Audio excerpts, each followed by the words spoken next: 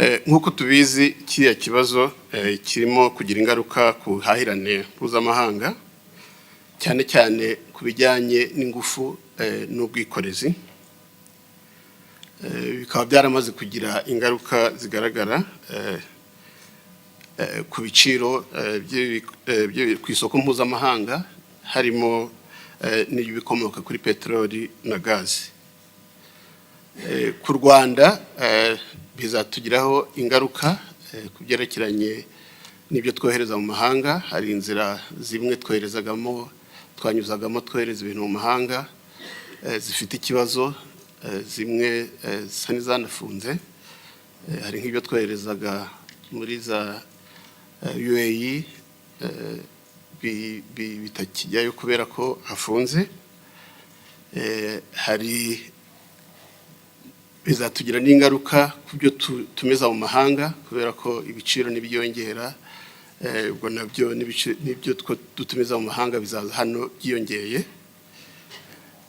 So izo ni ingaruka turimo kubona zishobora kuzaba ku bukungu bwacu, zimwe izindi wenda ngira ngo turaza kubiganiraho mu kiganiro. Ibi biteganyijwe ko bizagira ingaruka ku izamuka ry'ubukungu bw'isi muri rusange, aho biteganyijwe ko rizava kuri ya 3.3 nababwiye rikamanuka rikajya kuri 2.7%. Bizagira ingaruka kandi ku izamuka ry'ubukungu no kwiyongera bw'ibiciro by'isoko mu Rwanda nk'uko nabivuze. Bivuze ngo bizagira ingaruka hafi kuri buri munyarwanda wese. So tugomba kwitegura rero ariko tudakangaranye. Ariyo mpamvu ngira ngo mvuge ko mu by'ukuri ibibazo byo ku rwego mpuzamahanga ntabwo bigomba kuba urwitwazo rwo kugira ngo dukore nabi hano iwacu nko kuzamura ibiciro mu buryo budafite ishingiro. Ngira ngo mukwiye kudufasha iyo myitwarire tukayirwanya ntitugire barusahurira mu nduru. Nubwo tutagenzura ibibera ku isi, ariko tugomba kwitegura twese kubyitwaramo neza kandi mu buryo bukwiye nk'uko nabivuze. Bimaze kugaragara ko iyi ntambara namwe murayikurikirana, twari twiteze ko wenda izamara igihe gitoya ariko ishobora kuzatinda birenze uko abantu bari biteze. Ubwo rero turasabwa kugira ngo twumve ko ubudahangarwa bw'ubukungu bwacu bushingiye ku bufatanye bwacu twese, tukaba dushishikariza abanyarwanda gukoresha neza ibikomoka kuri peteroli dufite, harimo ndetse no kuba tugatangira guhindura imikorere ku buryo nk'ingendo zimwe zitari ngombwa twazihagarika cyangwa tukaba twanakwitabira ko kugenda mu mabus. Ngira ngo mwabonye uburyo twashyizeho eco fleet. Turashaka gukomeza kuyongerera ingufu kugira ngo abantu bashobore kuba batekereza kureka ibyo kugenda mu modoka nyinshi z'abantu ku giti cyabo, ahubwo dushobora no kwitabira izo bus. Bikaba byadufasha nk'igihugu kugabanya ibyo ibikomoka kuri peteroli dukoresha buri gihe. Ubwo rero turakangurira n'abacuruzi kutazamura ibiciro ku buryo budafite ishingiro nk'uko nabivuze, kandi tugashishikariza abaturage gushyigikira no guhaha ibikorerwa mu gihugu made in Rwanda no kongera umusaruro.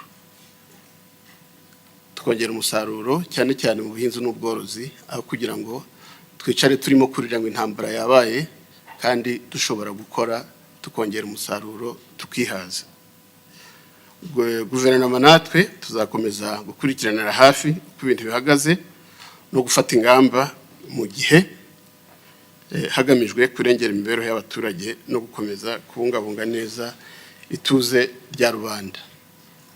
Tuzakomeza kurinda ubusugire bw'ubukungu bw'igihugu cyacu no guhangana n'izamuka ry'ibiciro no gukomeza kuganira n'abaturage kugira ngo twese tujyanemo.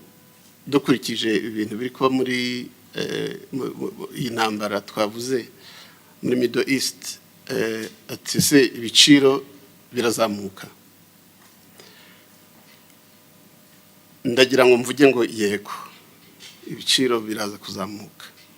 Biraza kuzamuka atari kubera ko twashatse kubizamura gusa, ahubwo biraza kuzamuka kubera ko ariko isoko ririmo kubyerekana. Wenda nsubiye inyuma gatoya, nagira ngo mbabwire uko twitwaye kugeza ubu muri iyi crise. Ngira ngo imaze ukwezi kurenze, nta kintu mu by'ukuri mwabonye cyazamutse cy'ibiciro cyangwa ibiciro bya peteroli, ariko ngira ngo mwe muri abanyamakuru murakurikirana mwumva mu bindi bihugu uko bimeze, ndetse n'i Burayi ibiciro ahenshi byarazamutse. Twebwe murabizi ntabwo tuzamura kubera ko abandi bazamuye. Uburyo tujera ekonomi yacu tuyijera nyine nk'abantu ba nyiri ekonomi, tuzamura kubera ko tubona hari impamvu dukwiye kuzamura. Twebwe rero uko dukora, uko twari dusanzwe dukora ibiciro tubyapodetinga buri mezi abiri. Hari ahandi batanabiregulatinga na gake, ibiciro bigenda byazamuka uyu munsi, ibiciro byo kuri pompe nabyo bikazamuka. So twebwe ntabwo ari uko, iri ni isoko turegulatinga, tugahindura ibiciro tuganiye n'abacuruzi nyuma y'amezi abiri. Ibyo ariko tumaze kubireba ubu ngubu, urebye ibiciro bya peteroli ku isoko, mbere y'uko intambara iba, akagunguru ka peteroli kaguraga amadolari nka 70. Uyu munsi karagura amadolari arenze 100. Bivuze ngo abacuruzi bacu nubwo turi kubaha kuri iki giciro cy'uyu munsi, bashobora kudashobora kurangura.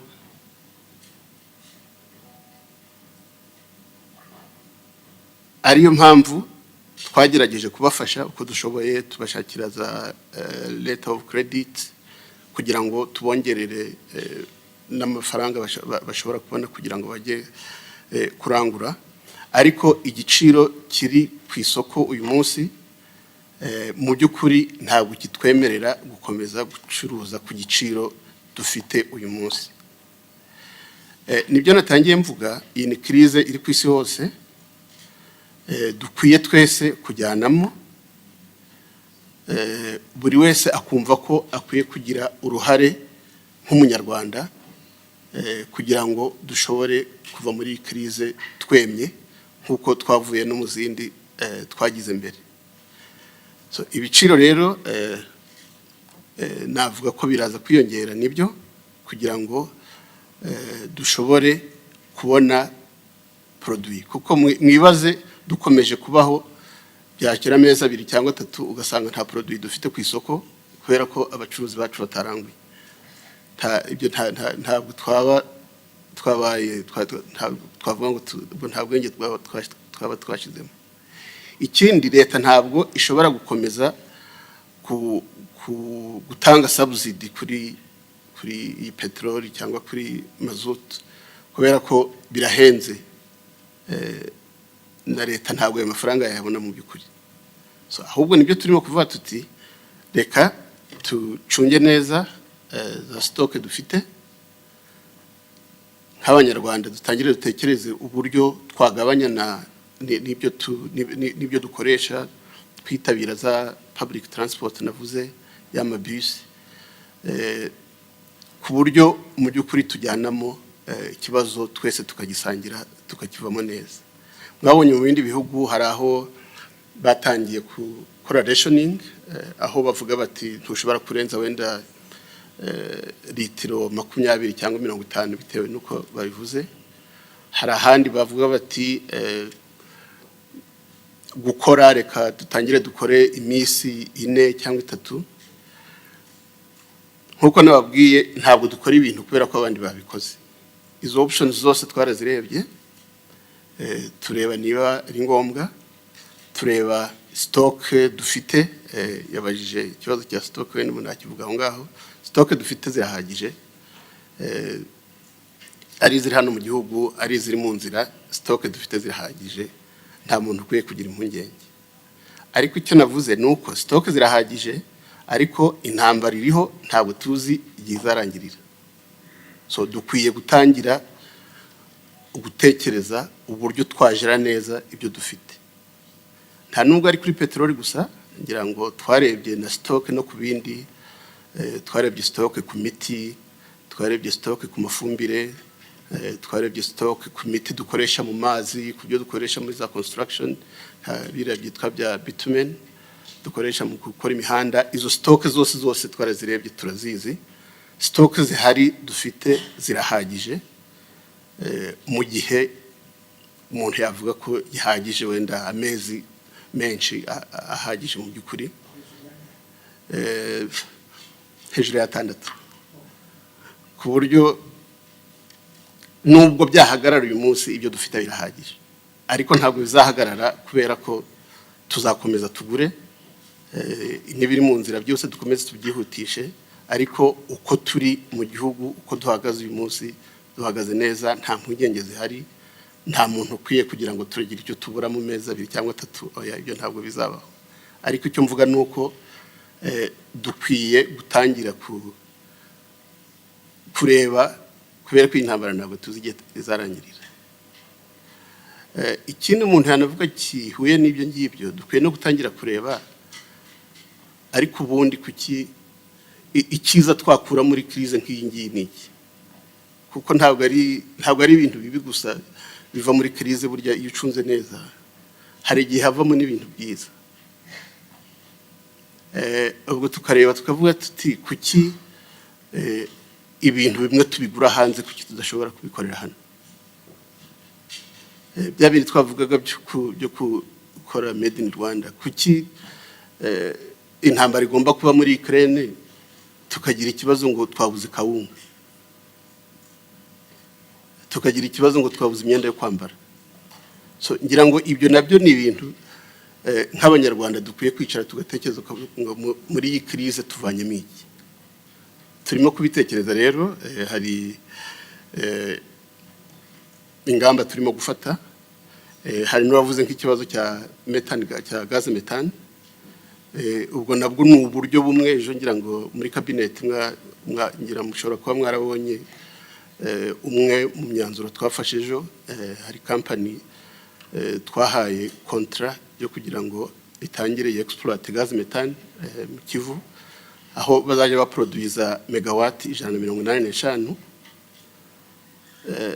Ubwo ni uburyo bumwe mu buryo bidufasha kugira ngo iyi crisis duhangane nayo, ariko tunayikuremo ibintu bimwe bituma ekonomi yacu iba more resilient, itazakomeza kuba victime ya shock ngizi ngizi, ahubwo bimwe tukabyikorera hano ku buryo burambye.